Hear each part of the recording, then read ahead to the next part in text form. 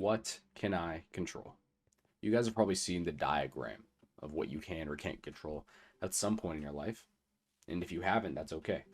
I don't think you really need to understand it or even see it to get what I'm trying to say. Knowing what you can or can't control is essential to living life a little bit more stress free.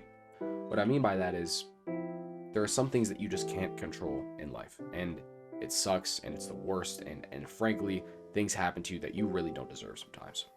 A couple of the key things that you can control are the way you react in certain situations, the way you treat others, what you want to do, your goals and accomplishments, how you care for others, how you care for yourself. And obviously, it sucks to know that there are things that you can't control, things that will happen to you. But frankly, if it's out of your control, why care? A good example might be somebody talking badly about you behind your back.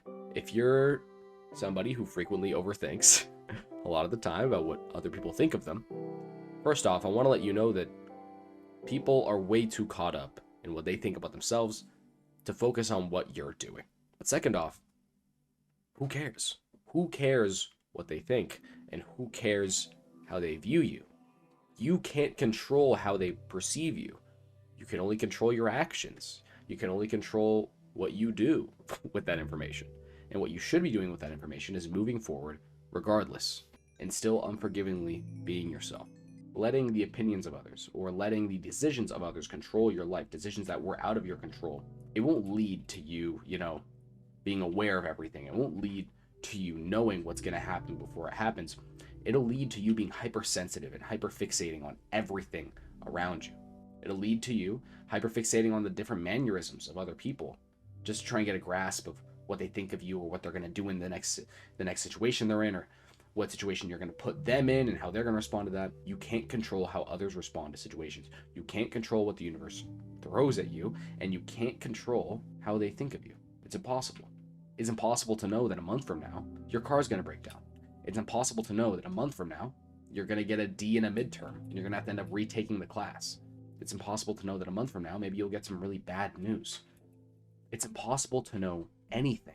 The only thing you can control is the way you react, the way you think about yourself, the way you think about others after these things happen. Your car broke down. Instead of getting mad and yelling at the universe, focus on what you can control in this moment. What you can control going forward in the future. What maybe led to your car breaking down. Maybe instead of crashing out that you got a D on your midterm, you focus on what you can control. Maybe the teacher sucked and that was out of your control because it was the only class you could take at the time. Again, instead of crashing out on your professor and on the course, you realize that, next time I really just got to buckle it down. And right now, I need to breathe easy and immediately start looking at options for the next semester. That's what you can control. You know what? Next time, I'm not going to push my car so hard. I'm not going to go a bunch of months without getting a maintenance check on it. And right now, I'm going to call my dad to come pick me up. Whenever anything happens to you, whenever somebody's saying something mean about you, the only thing you can do is control the way you react to it. So, next time, you have somebody hating on you, have somebody who thinks you're kind of a weirdo for doing what you're doing, something that you like doing, just realize that, the way you react to this information is the only thing that matters. Words are words, but your actions are what's gonna, paint the rest of your life. So if somebody says mean things about you and you let it control you, then yeah, those words have meaning. But if you decide not to give those words meaning, and if you decide to focus on what you can control, then I promise you'll be able to live a life that doesn't involve external pressures. You'll be able to live a life that doesn't involve external, hate or comments. I had an experience in high school, and it's one that I think about sometimes in a regretful way. Obviously, I don't have any regrets. I try to understand that, I wouldn't be the person I am today if those things hadn't happened to me. So I'm grateful it happened to me, but it is a situation that I think about. I love soccer. I played it for many years at the highest level in my city, and honestly, I'm pretty good at it. So when the high school team came knocking and asked, hey, do you want to try out? I did. However, my first year, they didn't have a lower level team. We had a senior and a junior team. I didn't make the senior team, and there wasn't a junior team, so that was that. Now again, I'm a freshman, okay, and where I live, it's only 3 years, so I have another 2 years to make the team. I think, I'm still playing at the highest level in my club, and I think I'll definitely make it next year. Next year rolls by. I once again make it to the last cuts for the senior team, but they cut me. So I get dropped down to the junior team. Now, a frequent trait that I have, especially when I'm playing sports, is that I go all out. I don't try to be nonchalant about it. I really want to show that I want to be there and that I want to make the team. So that's what I did. When I played against players who were better than me, I just thought I have to put in more effort. And I think, in all reality, it did put me on the same playing field as them. It put me on the same ground as them. It made me be able to compete with them. So I kept putting in that effort. But right after senior cuts happened and I didn't make the senior team and I was dropped to juniors, I got comments from people that I didn't even know. I didn't even talk to. They said things like, yeah, he's really bad. He's just a tryhard. Yeah, he's this. He's that. And frankly, if you want me to be honest and give a bit of a salty, more human opinion here, we were playing on gym floors. We ended up playing on grass a couple months later after all the teams were made. And I washed everybody because I finally had cleats and grass to play on. But anyway, I'm just telling you, I'm not a futsal player. I'm a soccer player. Anyway, bottom line is, I got cut from that team and I went down to the junior team. And I got cut from that team too. Even though I was one of the best in the practices, even though I was one of the best in the tryouts, I got cut. And I was really confused because there were players who made it who literally asked me, hey, why didn't you make it? And then I remember the senior coach coming down to the junior tryouts, the senior coach, the same one who cut me at the last cut, whispering something into the junior coach's ear and pointing at me. And then my senior year came around. I was actually playing the best I ever have for my club. I was scoring more goals, more assists than anything, and I was finally the player I wanted to be, again, at the club level that I've been playing at for the last maybe 12 years.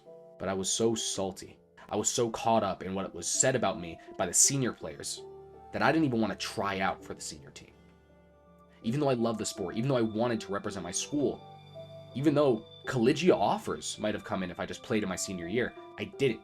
I remember the coach asking me when I was picking up lunch one day. He was also one of the chefs at the school. He said, are you going to try out this year for seniors? And I said, nah, not too sure, dude. And I think that was the moment I stopped. That was the moment I let the words of others get to me. That was the moment that I started getting so caught up in all the comments I've heard, because it wasn't just that. I heard multiple, dozens of comments from the senior team just because I got a bloody knee from running into a wall. Being chalant got me insulted, and I took that so to heart that I wanted to quit. And it's something that I look back on, and I realized that if I hadn't had that experience, I wouldn't be able to carry it into the future. But frankly, it did suck, and it did hurt. But what I could have done better in that situation is the way I reacted to it. Instead of taking their comments to heart, instead of acting like all the coaches didn't know what they were doing, I could have just put my head down and practiced a little bit more. Made them see me, or at the very least, tried out for my last year, knowing that I really wanted to. But I prevented myself from it because of the opinions of others, because of things that were outside of my control, because of the politics of the sport. So don't do that. Never limit your way of thinking. Never prevent yourself from doing something because of the people around you, because of the circumstances you were given, and focus on what you can control. Anyway, you guys, that's it for me.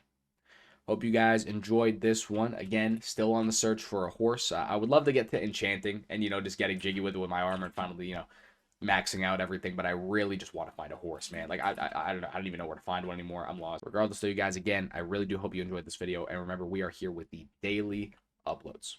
Know you're loved. Know you can choose to be kind today, tomorrow, and the day after. And I hope you all have an amazing rest of your day. I'll see you guys later.